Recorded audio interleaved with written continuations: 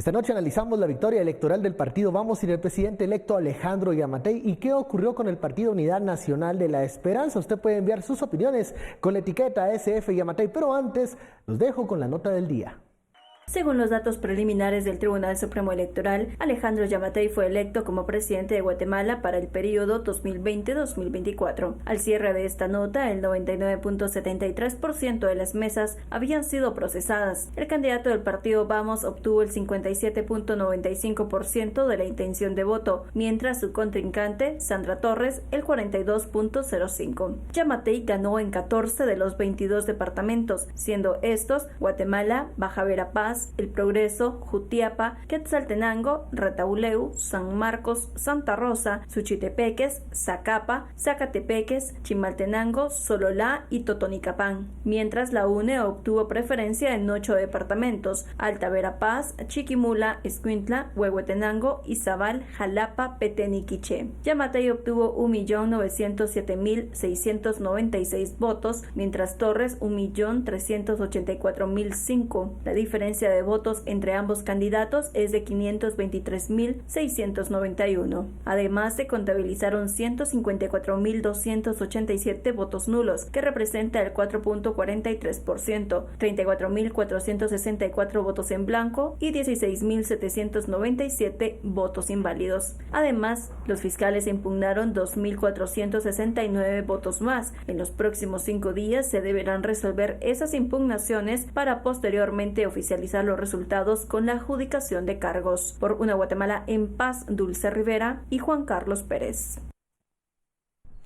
Bienvenidos a Sin Filtro, lunes, día después de elecciones, esa segunda vuelta electoral, en donde la victoria es para el partido Vamos y para el presidente electo Alejandro Giammattei. De eso hablaremos esta noche. Y para profundizar en el tema, tenemos en el estudio, de este lado, Estuardo Zapeta. ¿Qué tal, Estuardo? ¿Cómo estás? Buenas noches. De este lado, a Daniel Herring. Daniel, ¿Qué tal, Ben? ¿Cómo vamos? Sigamos repasando esa resaca electoral.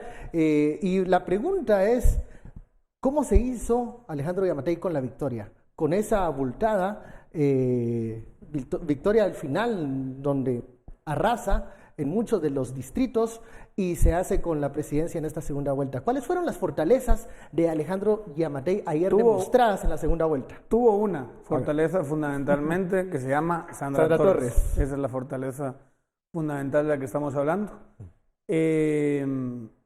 Hay un dato que para mí es devastador para Sandra Torres y es: saca 1.325.000 votos en 2015, en segunda vuelta, y en segunda vuelta 2019 saca 1.390.000 votos. Sí. Es decir, alguien que no es capaz más que aumentar de forma absolutamente marginal en otra elección más. Es alguien que tiene los votos que tiene y ya está. Pero que no le va a alcanzar nunca para llegar a la victoria. Bueno, es que 1.300.000 votos no es alcanza. Una cifra ganadora cuando, o sea, para que sea el 50 más 1, 1.300.000 votos, tienes que bajar a 35% o 32% de participación. O sea, tienes que ponerte en números que son absurdamente bajos. Este país votó 25%. El tema de Belice, solo para poner un ejemplo, sin acarreo, sin nada. Entonces, 1.300.000 votos jamás va a ser una cifra ganadora cuando tienes un padrón de 8 millones. Cuando tienes esa circunstancia, la pregunta es: ¿quién no gana frente a Sandra Torres? Esa es digamos... es una hacedora de presidentes, decían allí. No creo que haya habido. Y yo creo que podríamos haber agarrado prácticamente todos, quizá a lo mejor con la excepción de, no sé, Galdames o alguien así, haber agarrado todos los candidatos, y yo creo que prácticamente todos los candidatos enfrentados a alguien que tiene 1.300.000, 400.000 votos fijos, que no mueven ni un lado ni para otro, y lo dijimos aquí muchas veces, en las encuestas, desde enero hasta junio, no se movió, prácticamente no se movió. Entonces, alguien que le quitan a la segunda, le quitan a la tercera, le quitan al sexto, le quitan al séptimo, no es capaz de, digamos, crecer en votos, era alguien que tenía lo que hemos visto en esta elección de una forma muy sorpresiva. Yo, si les digo la verdad, pensé que llegaba a 1.600.000, 1.700.000 iba a ser más votos, cerrada esa victoria, y que en un escenario donde tenías un 42% de participación, con ese 1.700.000, 1.700.000 y pico, podía ella ganar. No, ni siquiera creció la misma cantidad que creció en 2015. En 2015 crece 370.000 votos, esta vez no llegó a 300.000 votos de crecimiento. Es impresionante lo horrorosamente mal el techo que mantiene la UNE Sandra Torres como candidata presidencial. De este lado, Estuardo, la victoria del partido Vamos de Alejandro Giammattei se ve acentuado en centros urbanos. Incluso vemos en municipios en donde la UNE había hecho o había tratado de hacer algunas alianzas. Hablo del caso de Misco, donde cuando vemos los resultados, pues Neto Brand no endosó ningún voto a la Unidad Nacional de la Esperanza. Estuardo. Sí, ahí perdió Neto Brand. Bueno, a ponerlo de otra manera, ¿verdad? Y voy a empezar porque hoy en la mañana muy temprano en radio pedí que los radioescuchas llamaran y empezaron a llamar y enviar mensajes y todo. Y lo que percibo yo es un optimismo, pero un optimismo con bastante cautela. Me refiero a, sí, ya salimos, este es el resultado, démosle hacia adelante, terminó el proceso, pero tengamos cuidado. Y tiene mucho que ver, por lo que pude inferir de lo que decían radioescuchas en la mañana, de la experiencia de 2015, ¿verdad? Con Jimmy Morales. 2, por supuesto que fue una victoria aplastante. Interesante que el candidato Giammattei se haya triplicado, más que triplicado, porque estaba en 600.000 en la primera vuelta ronda, y ahora llegó a 1.8, 1.9, o sea que más que se triplicó, y que no haya podido la candidata Sandra Torres llegar siquiera a superarse ella misma, pero con creces. Y a pesar de la cantidad de alcaldes que tenía. Tercero, veo y escuché y he sentido que hay como una alegría también, no tanto porque gana el candidato Giammattei, sino porque no ganó Sandra Torres. Gloria la hermana. Sí, se parece. Sandra Torres, y que de hecho lo decíamos aquí el jueves en el análisis de la encuesta, que la gran ventaja, lo que dijo ya Daniel también, ¿verdad? La gran ventaja de Giammattei es que no era Sandra Torres, no es Sandra Torres. Esa era su primer y gran ventaja. Yo creo que los números de alguna manera lo van demostrando. Y cuarto punto fundamental que no podemos dejar de ver es 42% de participación. Sí. O sea que sí el ganador tiene que hacer un trabajo todavía de ganarse.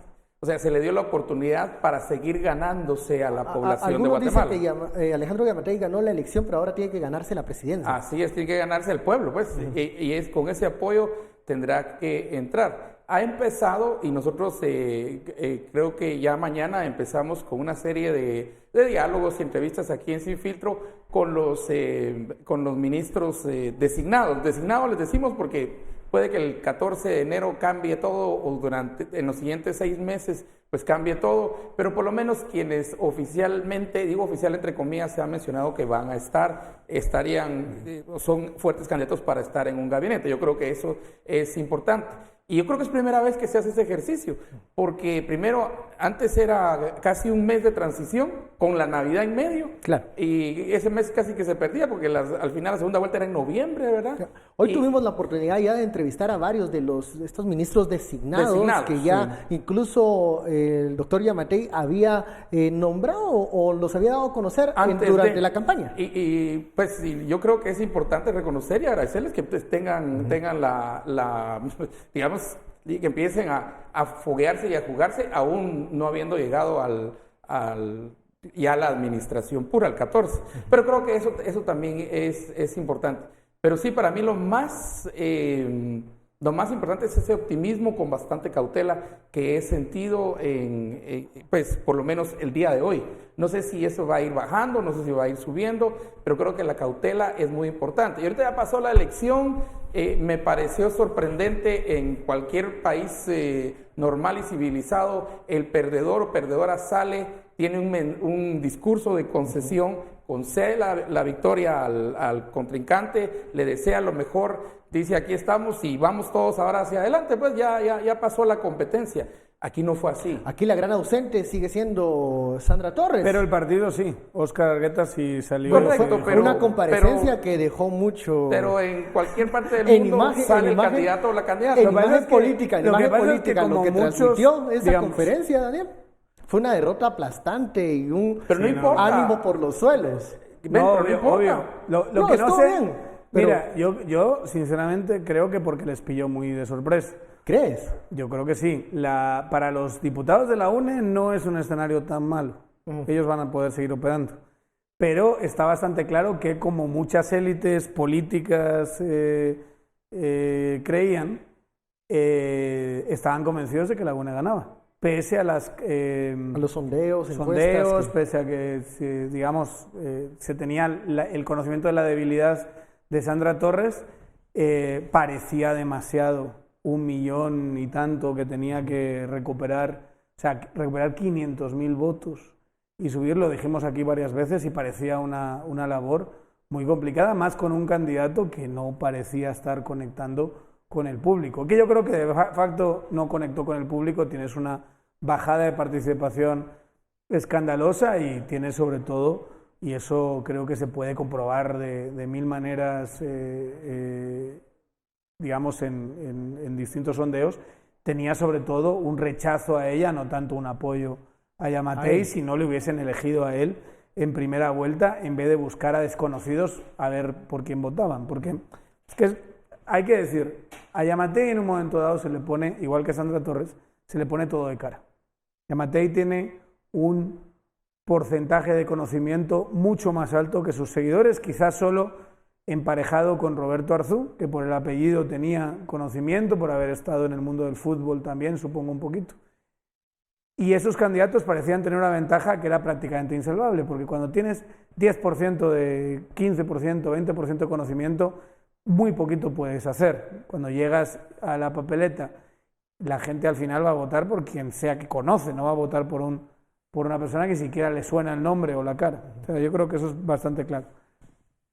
Eso, en vez de reflejarse en una subida automática, una vez que quitan a sus dos grandes competidoras urbanas, que eran, sobre todo el voto urbano, que eran Telma Aldana y Zuri, Yamatei debió haber pegado un brinco muy importante de votos. Hay que pensar, Yamatei tiene 330.000 votos en 2015 y ahora crece apenas 260.000 votos. O sea, no llega a 300.000 votos, que crece en primera vuelta, en 2019. Te está hablando claramente, como dijimos en muchas ocasiones, de un candidato muy flojo. Entonces, claro, veías esa clase de distancia y decías, es que esta vez sí es imposible que recupere todo eso. Más un candidato que está haciendo una mala campaña, que no se está diferenciando del actual gobierno, que es un gobierno muy, muy mal visto, que también las mismas encuestas que acertaron te dicen que es un gobierno que está muy mal valorado. Entonces parece que ella tiene un chance de ganar, y ahora pues todas esas especulaciones de la concentración de poder y demás.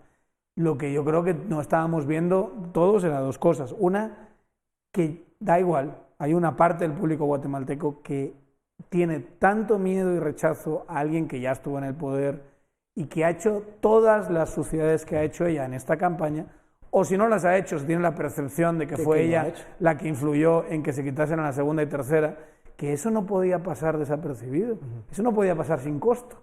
Esa era su principal desventaja. Bueno, y el costo al final tenía que venir por las urnas, y ha sido espectacular lo que le ha pasado. Vamos a la pausa, regresamos, la etiqueta SF Yamatei, volvemos luego del corte.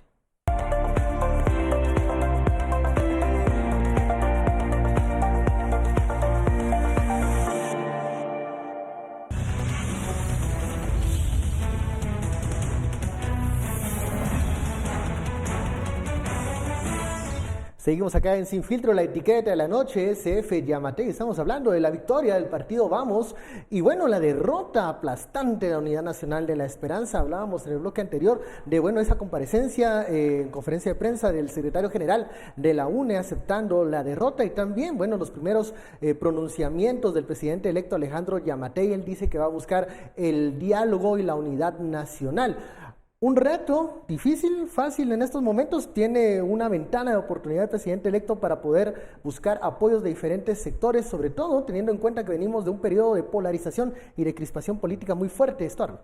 Bueno, recuérdense que meter presa a Sandra fue una promesa, ¿no?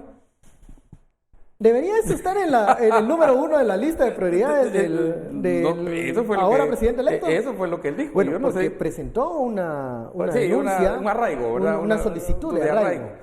Eso fue aunque creo que eso, viendo los temas centrales que, por ejemplo, todas las encuestas demostraron en este proceso, les pasa a ser un tema pues relevante, pero no de tanta importancia como, por ejemplo, la inseguridad, por ejemplo, empleo, economía, que ese es el tema central al final que tenemos que ir tocando y así es como tiene que irse ganando. Aquí se cumple aquello que tiene la presidencia para que se la gane, ¿verdad? Uh-huh. Y todas estas acciones que se hagan. Aunque si bien la UNE tiene 52 diputados, pero la UNE es un partido que está también en peligro de desaparecer. Aquí la pregunta es, ¿qué va a pasar cuando desaparezca la UNE? Porque ya se anunció una solicitud de cancelación de Unidad Nacional de la Esperanza por financiamiento electoral no registrado. No registrado, en cambio de la ley. Entonces, ahí tenemos que también pensar si esa fortaleza que mirábamos de 52 diputados va a seguir siendo una fortaleza cuando la base que es el partido político empieza también a temblar y el suelo se les empieza a rajar a ellos. Que digamos en el escenario de cancelan la UNE, ¿qué va a pasar con los 52 diputados? Se quedan independientes y van a otro partido, con lo cual no habría transfugismo, porque por lo menos lo que explicó el Tribunal Supremo Electoral es que ahí no es que voluntariamente un diputado haya decidido irse de un partido a otro, con lo cual sí aplica la ley de transfugismo. Aquí no. Aquí el diputado se quedó sin partido, entonces iría a otro partido. ¿Y qué tal si van al partido Vamos? ¿Y son aceptados en Vamos? Ahora, hay también un problema si se llega a cancelar la Unidad Nacional de la Esperanza para los diputados electos de la próxima legislatura. Con la ley orgánica y las modificaciones de la ley orgánica, estos 50 y tantos diputados no tendrían la oportunidad, ¿no?, o la ventana de oportunidad de poder ser presidente de salas de trabajo y también junta directiva. Ni junta directiva, ni salas de trabajo, ni representar al Congreso. O sea, la bancada más grande del Congreso no tendría ninguna participación fuera de esos ámbitos. En la administración del Congreso. Por eso te digo que si bien 52 diputados se ve como una fortaleza, viene ahorita esta amenaza a los 52 en quedarse sin el partido político, lo cual le quita esas tres posibilidades. Ese proceso está sujeto a toda clase de recursos. Y 11 partidos más también. Sí, y hay que decir, algunos señalaban hoy ese ejemplo, Líder y PP son dos ejemplos de partidos que eran como el muerto que nadie lo llegó a reclamar, digamos. O sea, ni siquiera el cuerpo lo llegaron a reclamar, pese a tener toda la estructura y todos los afiliados y todo lo que sea, en cuestión de muy poquito tiempo, ahí quedaron Líder y PP. En el caso de la UNE, obviamente, la gente de la UNE va a pelear por el partido, por la marca. Y eso es un proceso que yo creo que se puede alargar hasta prácticamente la siguiente elección, ¿no? O sea, yo creo que ahí no estamos ante un escenario en que enseguida cancelan el partido y ya está, ¿no? Y tenemos esa barbaridad de... claro, si cancelan la UNE tendrían que cancelar otros tantos que están ahí en la cola. Hay que tener una cantidad casi mayoritaria de diputados que están sin partido, porque pasaría con diferentes pasaría con UCN, pasaría con FCN, Encuentro por Guatemala. Sería un proceso similar al de FCN que Encuentro por Guatemala, Estuardo ya lo canceló las elecciones, no te preocupes. Sí. No hace falta. La urna lo sepultó. Sí, pero en términos de diputados no te afecta gran cosa, ¿verdad? Pero, la urna ya dijo cancelado ese partido. Pero sí vemos o podemos esperar un proceso similar al de FCN de presentar acciones en todos y más aún, digamos, o sea, con mucho, yo diría que incluso con más ñeque, ¿verdad? Entonces esa pelea no la vería yo como un escenario demasiado probable en los próximos tiempos, aunque obviamente ya se dijo que se va a pedir. Creo que el trámite es esta semana, no se había tramitado todavía, si no estoy mal, por parte de, digamos, podríamos decir, dos ganadores de ayer, que son Juan Francisco Sandoval y el otro fiscal Andrei González, ¿no? González. Que estos dos fiscales sufrieron los embates de Sandra Torres, los ataques directos, y yo creo que si ganaba Sandra Torres, pues la veían un poquito complicada difícil para ellos. Ahora, por lo menos, han tenido esta pequeña victoria y estaban, como la semana pasada, prestos y dispuestos a presentar el proceso de cancelación. Por cierto, si estos mismos dos fiscales hubiesen hecho eso con Vamos, por ejemplo, hubiesen hecho eso con cualquier otro partido afín o más afín al núcleo duro del pacto de corruptos, habrían sido tildados por los amarillistas, propagandistas y demás personas pagadas muchas veces con dinero del gobierno para difamar, diciendo que esto era una gran conspiración comunista. Como lo hicieron contra la UNE a espera de unas elecciones, nadie dijo esto es una gran conspiración de FECI contra la UNE, esto es un ataque político, alguno de la UNE quizá lo dijo, pero no tenías esa gran caja de resonancia que ha venido diciendo ese tipo de cosas. Qué casualidad, es impresionante cómo sacan un discurso y lo guardan el discurso si no funciona en el momento. ¡Hay fraude! Ah, no, ganó el que yo quería. No, no hay fraude, nada. Pues sí, hemos ganado la democracia. Y dices tú, pero bueno, qué cosa más poco seria, y quien se quiera creer esa clase de discursos o está autoengañado o es una persona muy deshonesta. A ver, una de las incógnitas ya luego de la elección era el paradero. ¿Dónde está Sandra Torres? No dio una conferencia de prensa como se podía haber esperado. Se pronunció en su cuenta de redes sociales. Solamente pudimos leer ahí unas respuestas contra otras personas. Contra otras personas, pero está ausente, digamos, en este momento porque, bueno, hay una nube alrededor de la ex candidata y este proceso de financiamiento electoral no registrado. ¿Qué va a ocurrir con ella cuando ya se pierda esta inmunidad por la candidatura, que es en unos 5 o 10 días? Sí, decían que se perdió ayer a la medianoche, no es cierto. Es un proceso todavía que tiene que ir ahí en el Tribunal Supremo Electoral. Y los tweets, por lo menos, que lanzó, creo que eran 2, ¿verdad? Estoy en mi casa, estoy bien. Y luego, y el otro X, Y, Z, y fulano, mengano y sutano, son unos tales por cuales, ¿verdad? Esos fueron los 2 tweets que vimos, aparte de la conferencia de prensa de anoche. Pero vamos a ver, ¿quién sería el más interesado en que desaparezca la UNE? Silencio, ¿verdad? ¿Cómo? Por supuesto ¿A quién le favorece? ¿A quién le favorece? Por supuesto que para digamos, para generarle, para no tener esa presión de la UNE encima, es a Yamatei, a él es el que más le conviene.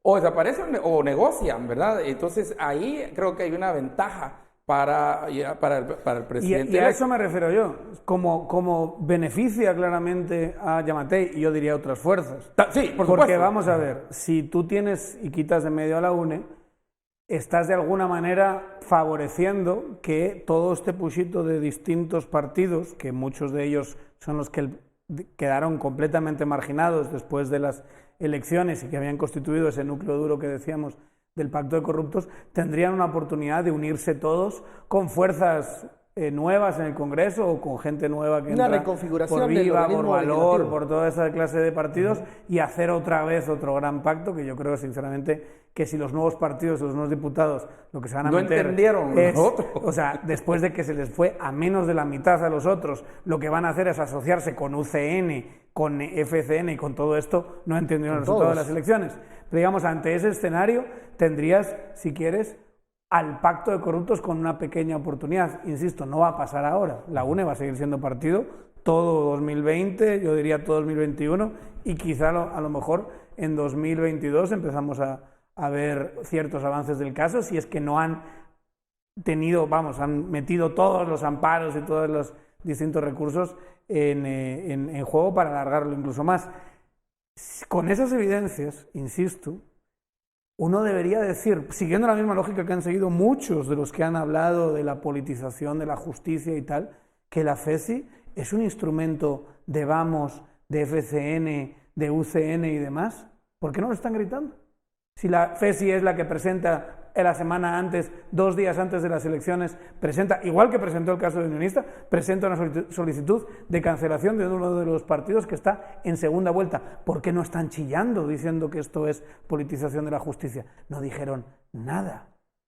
Todos los que han tenido ese discurso no dijeron nada. ¿Por qué? Yo diría porque servía que me expliquen a mí. Servía no, y porque es mentira, hombre. ¿Cómo va a ser que Juan Francisco Sandoval ahora esté con FCN y con UCN? Pero las mismas evidencias que planteaban que era él a quien beneficia esto, es el único argumento que han podido esbozar esa clase de propagandistas y mentirosos, se aplicaba también en este caso, que me digan a mí por qué no lo hicieron. Porque en ese momento no salieron a reclamar. Porque obviamente esto no era una gran conspiración política, sino que son fiscales haciendo su trabajo. Bueno, vamos a la pausa. Al regresar, ¿qué oportunidades tiene el presidente electo para encontrar apoyos en el Congreso de la República, donde, bueno, su bancada no cuenta con muchos congresistas, pero ¿qué puede hacer? Vamos para lograr empujar la agenda legislativa del oficialismo del próximo año. Volvemos con esa respuesta.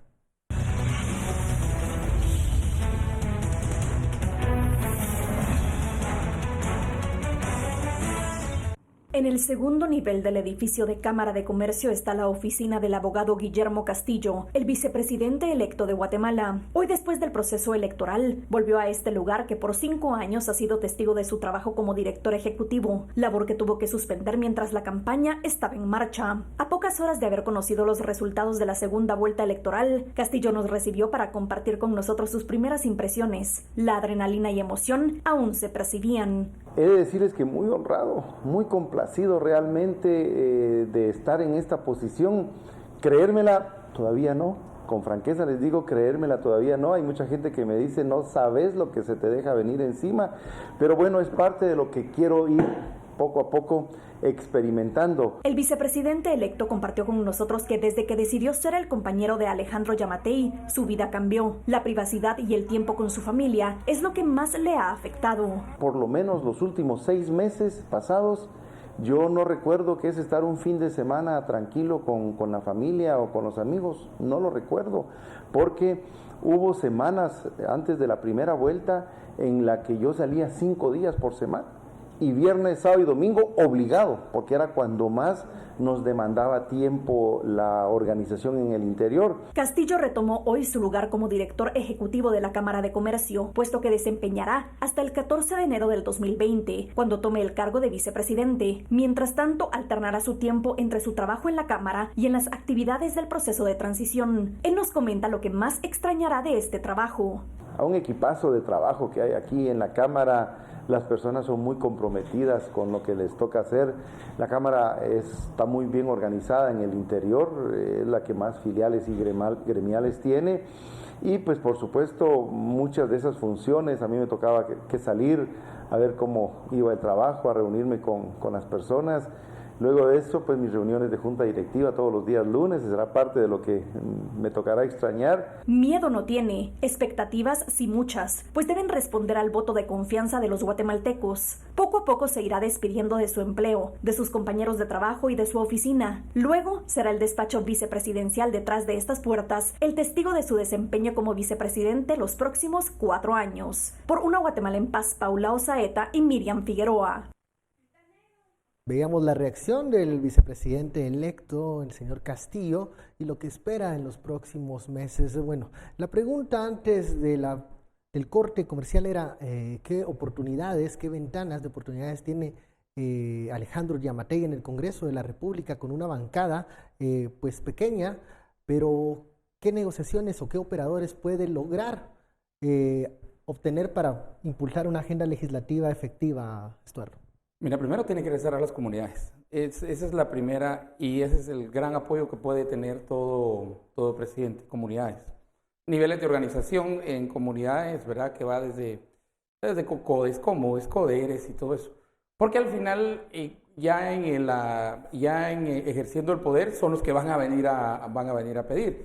Y siendo bastante realista también, como qué se va a hacer y qué se puede hacer, y poniendo prioridades y digamos, llegando a qué es realmente prioritario, 2 o 3 cosas, no más, no muchas.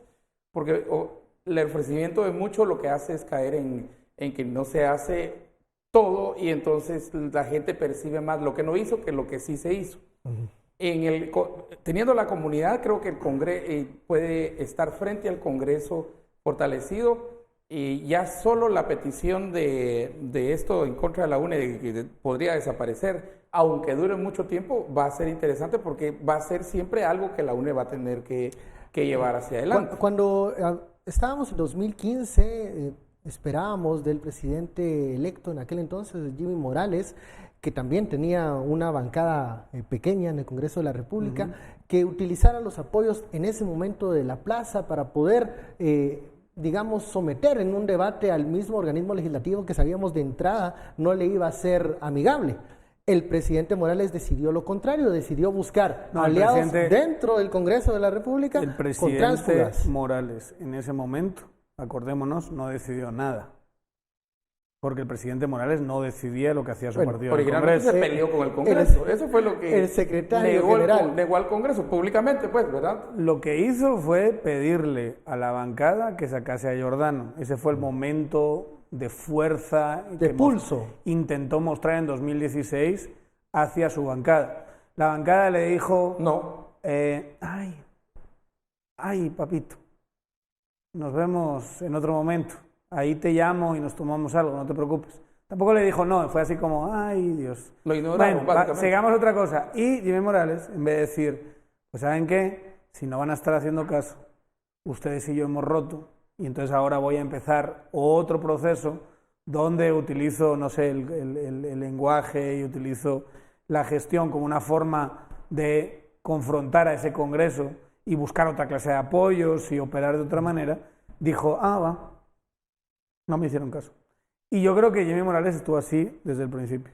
O sea, cuando empezaron muy prontito, es que hay que decir, era el segundo mes. Acabamos de tener toda la apoteosis, la plaza, la detención de Valdetti, de Otto Pérez, la gran manifestación del 27 de agosto, en fin. La derrota de Valdizón. Una cosa espectacular y pasan 2 mesecitos de gobierno y ya empiezan a aceptar a todos los del líder y tal. Dices tú, pero de verdad... es que no hemos entendido nada. Pues parece que no entienden nada. A mí esos ejemplos me dan miedo porque a ver si no va a pasar lo mismo con Vamos, que después de haberse reducido más de la mitad los que estuvieron en el núcleo del pacto de corruptos, después de que tengas casos como el de Telma Cabrera o el de Mulet o el de Villacorta creciendo como crecieron en tan poquito tiempo con tan poquito dinero, y que estaban de alguna manera proponiendo una reforma de algún tipo, mayor o menor, al sistema, tú llegues y te alíes, digamos, hagas una coalición con la vieja guardia, cuando tú en realidad llegas nuevo, llegas fresco, llegas con otra clase de talante como llegaba en ese momento Jimmy Morales.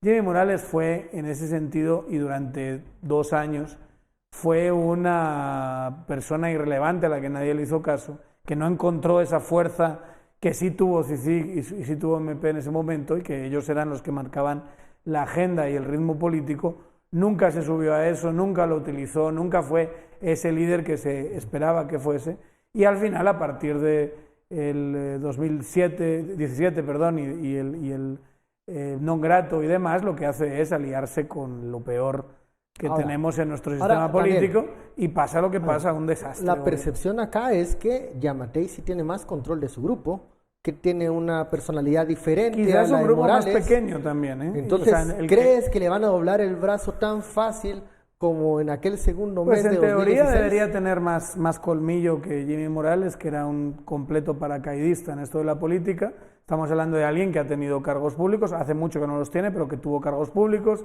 que se ha bateado en la política con políticos toda la vida.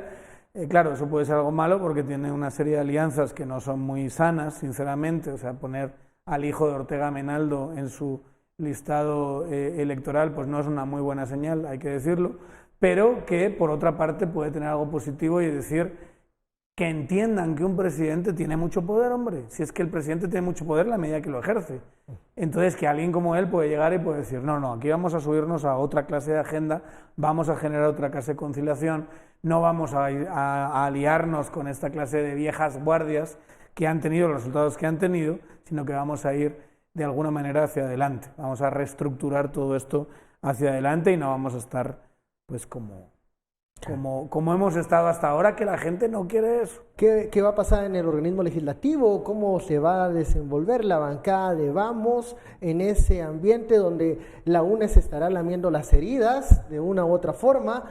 Y también existe este riesgo que mencionaba Daniel de aliarse con la vieja guardia, esa vieja guardia que salió menos votada en las urnas, que el guatemalteco no le dio voto de confianza, pero que adentro del Congreso puede ser un aliado útil. Mira, es que en el Congreso hay que ser realistas. Se necesitan votos. Y al final creo que el mismo Jimmy fue empujado a la realidad de decir, Jordán no puede ser Jordán, pero es un voto. Y esa realidad la tiene que enfrentar todo presidente, y ahí es donde empieza a jugar. ¿Cómo lo recibió la población? Lo recibió muy mal. De hecho, una de las promesas que había hecho precisamente Jimmy Morales en campaña era que no iba a recibir tránsfugas. Nosotros hasta un remix le hicimos a eso, de no voy a aceptar tránsfugas. Y luego, un par de meses después, lo que termina recibiendo es tránsfugas. Porque también en este proceso que está el Congreso, los mismos en el Congreso van a ver cómo se van a mover. Entonces tienen que jugar ahí de una manera muy interesante, muy inteligente, con bastante olfato. Y vamos a ver cómo los operadores se van mezclando dentro de la relación legislativo-ejecutivo. Porque nos guste o no nos guste, en este sistema de pesos y contrapesos, el Ejecutivo necesita al Legislativo. Y el Legislativo, por supuesto que necesita al Ejecutivo, pero, por ejemplo, para la aprobación de leyes, para el presupuesto, para todos los casos que pasan ahí, mira este caso de tercer país seguro y todos esos temas, necesitas al Congreso. Pero estamos hablando, hagamos matemáticas, estamos hablando de esta vieja guardia que ahí está, menos votada, pero que ahí se mantiene pululando en algunas agrupaciones políticas, pero también hay un grupo nuevo de congresistas que llega al Congreso de la República que pudiese ser también un aliado para el presidente Yamatei si propone una agenda legislativa reformista. ¿Cuántos serían esos nuevos? Estamos hablando, Winac, Semilla, creo que mucha gente de humanistas, incluso también, los mismos de Vamos, si se llegasen a sumar. Lo que pasa es que ahí, digamos, tienes 25 votos. En principio, tendrías, digamos, los votos de izquierda, vamos a decirlo así. Estás hablando de MLP, si es que toman posesión, yo ni los contaría, sinceramente. Esos van a jugar, ¿no? Sí, pero van a jugar a otra cosa. Pero tienes los 7 de Semilla, tienes 4 de Winac, tienes 3 de URNG, tienes 14 votos ahí. Luego, si sumas los de Bien, que son 8, humanista, que son creo humanistas, tienes otros 20, ¿no? Si quieres sumar esos, más esos 14, que ya es bastante coalición, grupo, tienes 34, digamos. Allí con eso sí se podría operar algunas cosas, porque Viva creo que viene con diputados nuevos que seguramente van a querer hacer algunas cosas. Vamos viene con una serie de diputados que en principio, algunos de ellos son bastante desconocidos, pero que en principio, insisto, están frescos. Yo no sé si esas personas se miran hacia adentro y dicen, bueno, mi jugada estratégica es hacer lo que han hecho estos toda la vida, sabiendo que esto no es más que profundización de la crisis. O sea, si algo nos tiene que quedar a todos claro todo este proceso, es que hay que hacer cosas nuevas, hay que reformar, hay que renovar, y no se pueden tener otros 2 años de Congreso como los 2 últimos años que hemos tenido, que no han pasado nada sustantivo en leyes, nada sustantivo, solo han intentado hacer algunas cosas que ni siquiera les ha salido demasiado bien. O sea, decir que hemos tenido esa clase de bloques. Yo diría que se miren también los diputados de la UNE. Y ahí es donde yo creo que la clave grande en el Congreso es, ¿va a haber escisión en la UNE, sí o no? Porque una cosa es que haya cancelación de la UNE y otra cosa es que no tengas ahí tus diputados de la UNE que digan, bueno, yo estaba aquí por Sandra y el Ejecutivo. Si ella no está, ¿ahora qué? ¿Verdad? Porque hay gente ahí que quiere hacer business. La posibilidad de grupos, el diputado que entonces buscaría, vamos. Habría que ver qué buscaría, porque ahí cada quien, mira, solo hay que ver. Solo imagínate a Mario Taracena en Vamos. No, hombre, Mario Taracena no creo. Pero no, imagínate. Pero digamos, lo que sí hay que decir una cosa de la UNE. La UNE que, mira lo que hemos dicho nosotros en este programa de la UNE, pero 2011 aguantaron. no tuvieron candidata y aguantaron. Y han sido un partido que fue capaz de liderar las reformas de 2016, con menos diputados que tienen ahora. Yo solo digo que es un aparato que muchos van a decir, mira, el aparato es bueno, vamos a intentar conservarlo. Sí, tenemos los problemas legales que nos van a querer cancelar, pero lo tienen todos los demás también, lo tienen otros 6 o 7 partidos. Entonces, intentemos hacerlo de esta manera, intentemos ver como vehículo conservarlo, y lo que vamos a hacer también es pensar en un mundo post-Sandra, porque sí, tenemos ahí unas redes que nos van a garantizar unos 800.000 votos, ponle. Nos van a garantizar eso, porque el listado nacional de la UNE sacó 700 y pico mil. Mi parte, digamos, partidaria, mi base partidaria, son esos 700.000. ¿Qué pasa si ponemos un Carlos Raúl, por poner un ejemplo, de candidato? Ya es otra cosa, ya se ve distinto, va a tener otra clase de posibilidades con el público urbano, con el público donde estamos flojísimos. Y ahí, a lo mejor, con esa clase de convencimiento, mantienen cierta cohesión. Yo creo que a algunos se les van, pero si mantiene esa cohesión y agarran y se hablan con los 34 que estábamos hablando, ahí tienes tu más los 17 de Vamos. No, porque ahí contados. Ahí te estoy hablando de una situación en la que quieres hacer oposición al gobierno.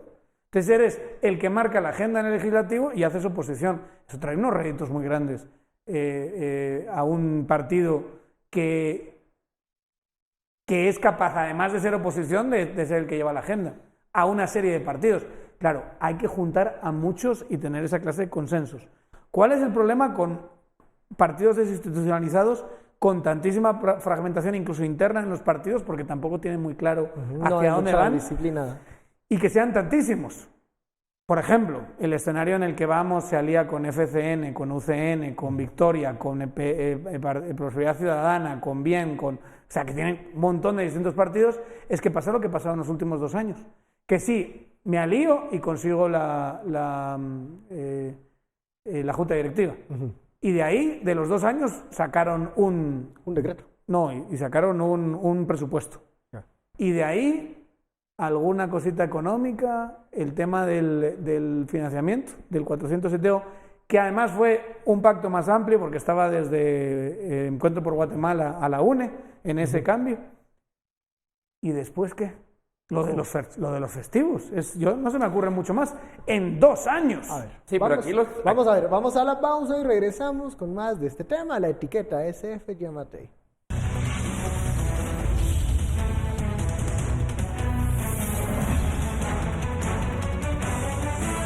Regresamos a Sin Filtro, la etiqueta SF Yamatei, y uno de los temas que fue incluso conversación días antes de la elección de esta segunda vuelta, ayer domingo, eran los sondeos de opinión. En la última semana se publicaron varias encuestas, entre ellas la encuesta libre de Prensa Libre y Guatevisión, realizada por la empresa Prodatos, en donde, bueno, el debate fue si estos eran los resultados, que si se estaba hablando de una participación mayor para que se diera el resultado que se publicó luego en las encuestas, pero ayer ya comparado los resultados de los votos con estos sondeos de opinión, bueno, la encuesta libre acierta a esos números. ¿Qué pudiste observar de las encuestas y de la votación final? Bueno, primero la semana pasada, ¿verdad? Que las críticas eran impresionantes, ¿verdad? Que eran encuestas favoreciendo a tal, favoreciendo a no sé quién, que eran en contra de no sé cuánto, que eran pagadas, que eran pagadas por Dionisio. Lo curioso es que en la mayoría de países sale una encuesta, no hay mucho problema. Aquí sale una encuesta es un gran lío, ¿verdad?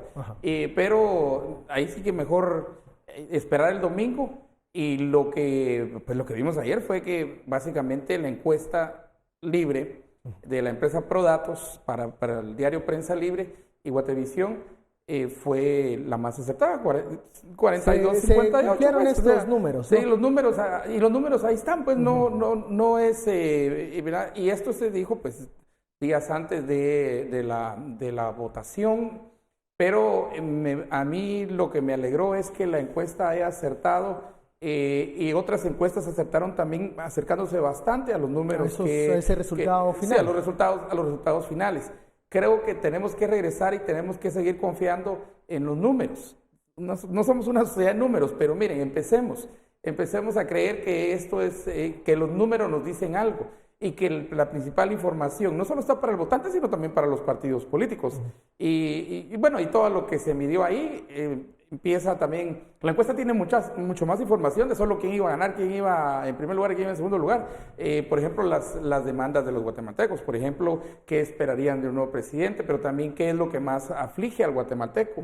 Y los ¿Cuáles son las retos que se debilidades y tienen, las fortalezas debilidades y del fortalezas, presidente electo? cuáles son los temas centrales. Migración pasó a ser un tema, pero de Preponderante. una ponderación así enorme y el número de personas, por ejemplo, que encuestadas que tienen un familiar en Estados Unidos y que reciben remesas. Entonces, todos esos temas están en la encuesta, van más allá de lo eminentemente político, partidario de elecciones. Se pasa a hacer una radiografía también de qué nos está apretando, qué nos está doliendo y qué oportunidades se tienen. Ya lo decíamos en ese análisis de los resultados de la encuesta, que es importante también para las autoridades electas leer toda esta información y poder sopesar cuáles son los temas que preocupan a la población guatemalteca, cómo ha cambiado del tema, por ejemplo, de la violencia, que en algún momento estuvo en primer lugar, al tema económico y ahora el migratorio, donde hay muchas preguntas sin respuesta, sobre todo por el acuerdo de tercer país seguro. Entonces, 82% en contra, ¿verdad? es una herramienta que le va a ser de mucha utilidad al presidente electo Yamatei. Ojalá.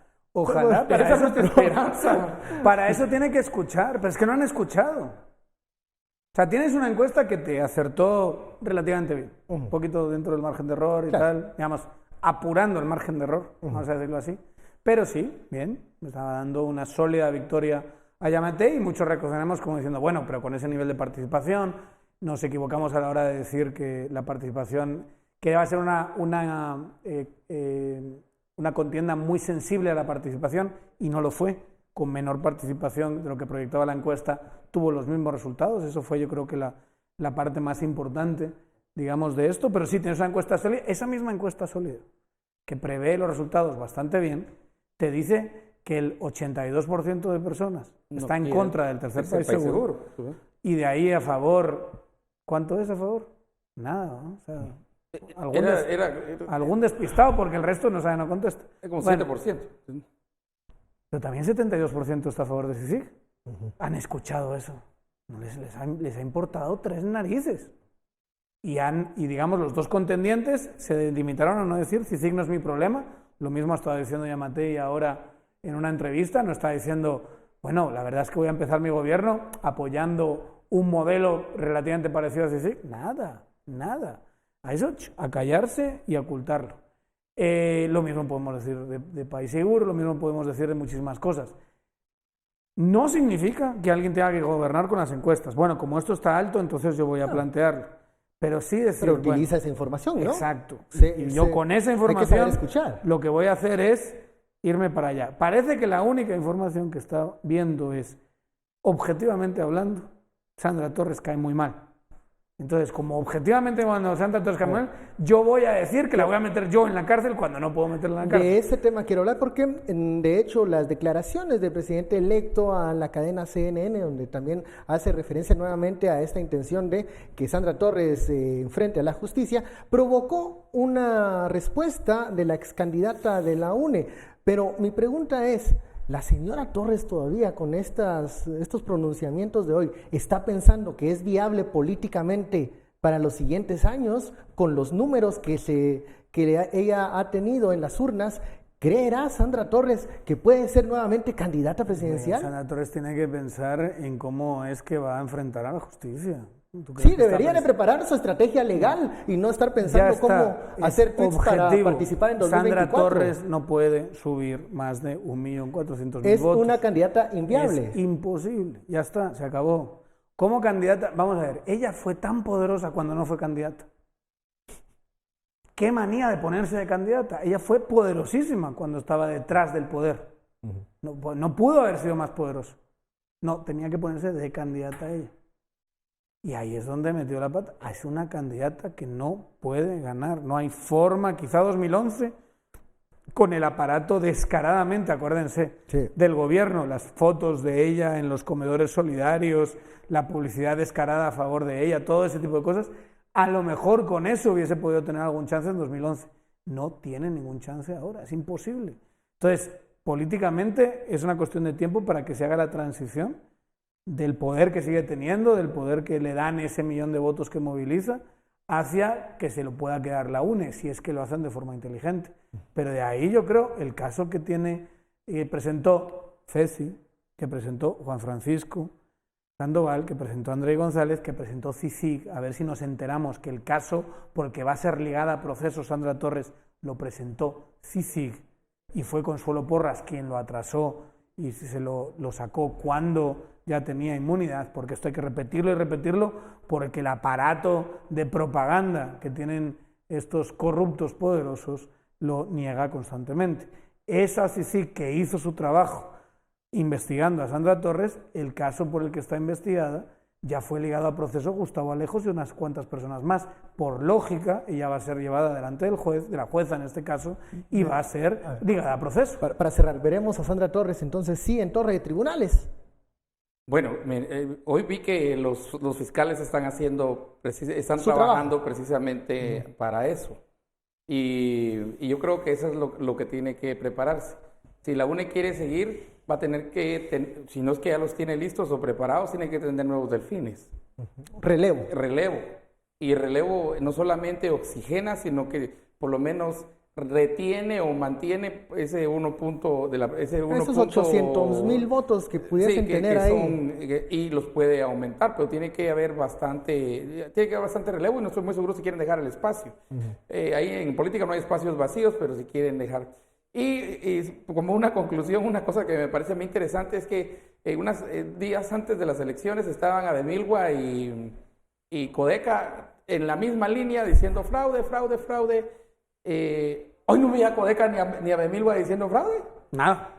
Hoy me pareció sorprendente. A ver, Codeca, ¿dónde está el fraude? Y Abemilua, ¿dónde está? Lo peor es que Abemilua y Codeca juntos fue lo más Bueno, yo chistoso. creo que fraude, Codeca no tiene razón para no decir fraude. Yo creo que va a seguir diciendo fraude. Los otros son los que victoria, los guatemaltecos. La democracia. Gracias, TSE, que rápido sacó los resultados. Esto así como, solo es fraude cuando no te gustan los resultados, ¿verdad? Bueno, qué cosa más terrorífica. Por cierto, qué horror la UNE, ver que hubo, aparte de los votos de la UNE, 900,000 votos de izquierda y no se quedó ni con ni uno. Bueno, su corrimiento a la derecha en el discurso. Hubo en segunda Parece vuelta que tenías Yamatei jaló más de porque mencionaste Codeca, 450,000 votos de MLP, de Telma Cabrera, 220,000 votos de Villacorta, 100,000 votos de URNG y hay una serie de chiquitos. Llegaban a 900,000 votos. Y de esos 900, ni uno la UNE. Luego dice, hemos salvado a Guatemala del socialismo.